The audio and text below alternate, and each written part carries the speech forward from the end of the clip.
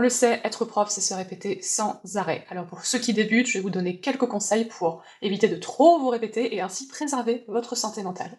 Je m'appelle Chloé, je suis prof dans le secondaire depuis 2012 et je partage ici des infos sérieuses et des anecdotes moins sérieuses sur le métier de prof. D'abord, je vous conseille de rappeler de temps en temps aux élèves le cadre. C'est-à-dire qu'on est en groupe, on ne peut donc pas se comporter comme si on était en individuel ou en cours particulier. Moi, je leur rappelle de temps en temps un principe simple qui est que mathématiquement, je ne peux pas prendre le temps de venir les voir un par un pour leur donner la consigne.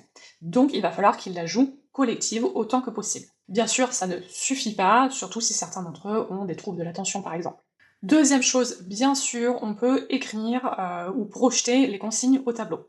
Ça peut aider les élèves qui marchent plus avec le visuel, et quand on me demande ainsi de répéter la consigne, j'ai juste à pointer du doigt le tableau, ce qui économise un petit peu d'énergie. Troisième chose, et là je pense plus aux collégiens, je pense plus aux sixièmes, on peut faire une affiche avec les consignes quotidiennes. Parce que avec les plus jeunes, il y aura toujours ces questions de est-ce qu'on écrit en rouge? Est-ce qu'il faut coller la feuille? Est-ce qu'il faut sauter des lignes? Et croyez-moi qu'ils vous poseront ces questions jusqu'à la fin de l'année scolaire. Donc, une petite affiche à coller dans la classe ou à coller dans leur cahier. Et enfin, vous pouvez déléguer. Donner la responsabilité à chaque cours à un ou une élève d'être celui ou celle qui va rappeler les consignes. Ça les responsabilise, en général ils adorent ça, et même de toute façon parfois ils le font spontanément, c'est-à-dire quand un élève pose une question qui a été déjà posée plusieurs fois, certains vont réagir en étant un petit peu agacés et en leur rappelant que ça a déjà été demandé et en leur redonnant cette consigne.